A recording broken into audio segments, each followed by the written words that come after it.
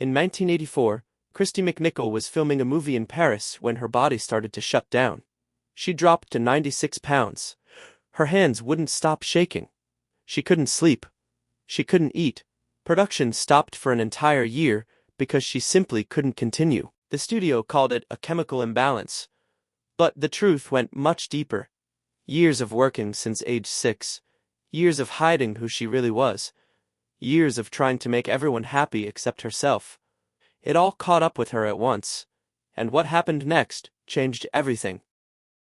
Christy McNichol was born on September 11, 1962 in Los Angeles. Her father built things with his hands, and her mother worked long nursing shifts. They lived in the San Fernando Valley. Her mother carried Lebanese Christian roots, and her father brought Scottish and Irish ancestry. This blend shaped the look that later made Christy stand out. By age 6, she was already stepping in front of cameras for local commercials. She didn't fully understand what it meant, but she knew her parents needed the help. Life changed fast when her parents divorced. She was only 3 when it happened, but the effects stayed with her. Her mother suddenly had to raise 3 kids alone. Christy grew up inside that pressure. She later said she never had the kind of childhood where you wake up and wonder what games you'll play. Instead, she woke up and prepared for auditions. Between 1973 and 1976, her schedule looked like something designed for an adult. Commercial shoots filled her days. Auditions filled the rest. Childhood slipped past her in small pieces, replaced by a career that demanded every bit of her energy. Years later, when she struggled with her mental health, she traced part of it back to those early years where she had no choice but to keep performing. Her striking look came from her mixed heritage. Hollywood noticed it right away. Casting directors loved it because it made her different. Desi Arnaz, the legendary mind behind I Love Lucy, helped open doors for Christy and her brother Jimmy. He pushed them toward early commercial work. Christy loved telling the story about the time she casually mentioned to a director that Desi Arnaz had sent her. The director hired her on the spot. By the time she was 6, she was already a working actress. And by 14, she stepped into the role that changed everything. She became Buddy Lawrence on the ABC drama Family. From the moment she arrived on set, everyone saw she had something beyond talent. She had spark, she had timing, and she had that mix of innocence and grit that made audiences believe every word she spoke. Christy wasn't the only one trying to break through. Jimmy was right there with her. Their bond was a mix of rivalry, teamwork, and deep loyalty. They acted together in commercials. In 1978, they co-hosted a youth variety show for ABC. When Christy later struggled with bipolar disorder in the 1990s, Jimmy never drifted. He stood with her through the fear and confusion. Their relationship carried the marks of 2 kids who grew up too fast and held on to each other whenever the world pushed too hard. Christy's rise felt like it happened overnight. Playing Buddy Lawrence in 1976 became the moment everyone remembers. She was only 14 when she joined the cast.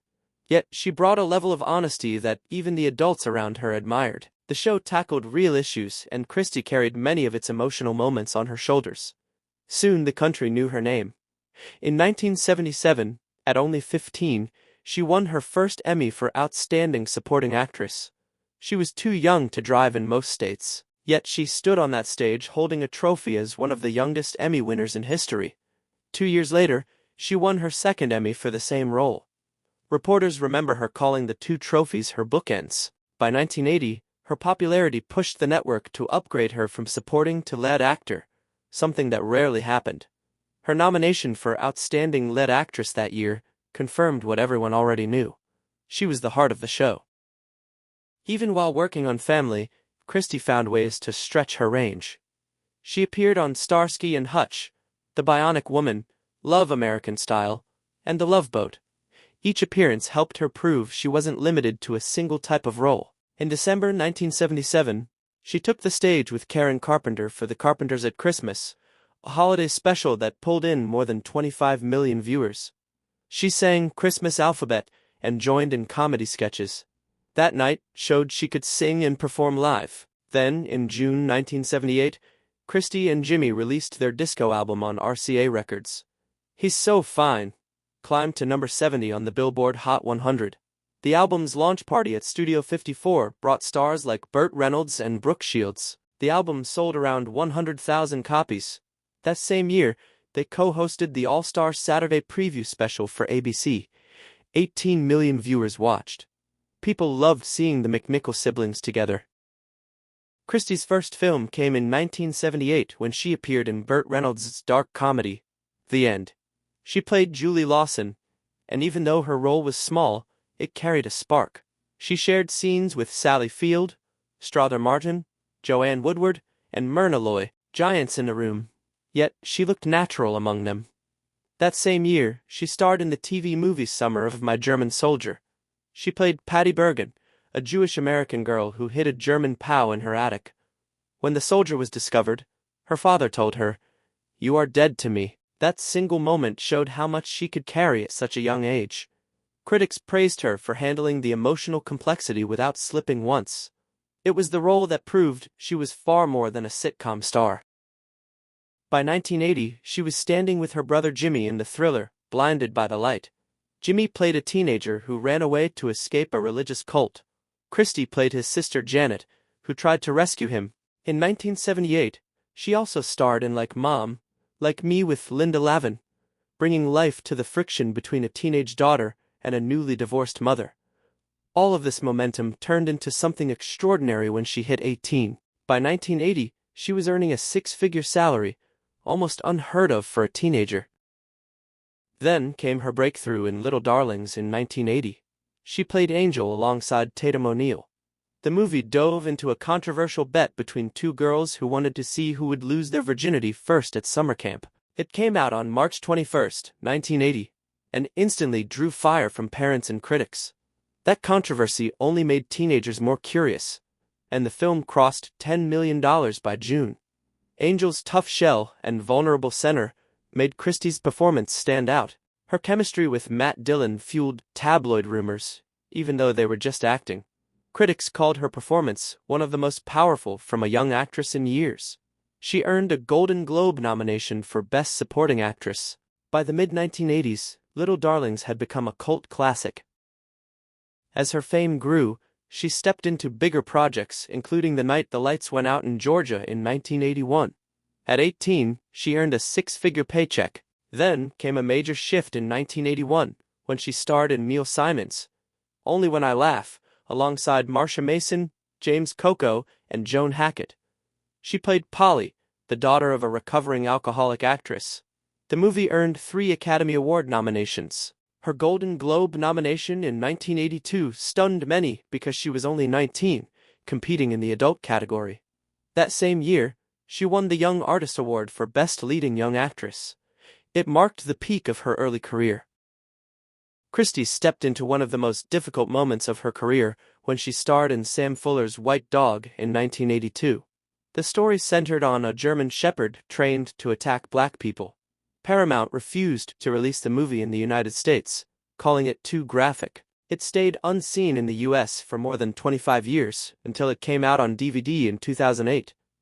Only a few months later, she made the Pirate movie in 1982 with Christopher Atkins. It opened in 757 theaters on August 6, 1982. Critics called it silly, and Christie even got a Razzie nomination for Worst Actress. Still, her single, How Can I Live Without Her, climbed to number 71 on the Billboard Hot 100. But everything on screen was nothing compared to what happened in her private life. In 1984, while filming Just the Way You Are in Paris, Christie hit a breaking point. She shook constantly. She cried non-stop. She dropped to 96 pounds because she couldn't eat or sleep. Production halted for an entire year. Her brother Jimmy stayed with her, but even his support couldn't stop the spiral.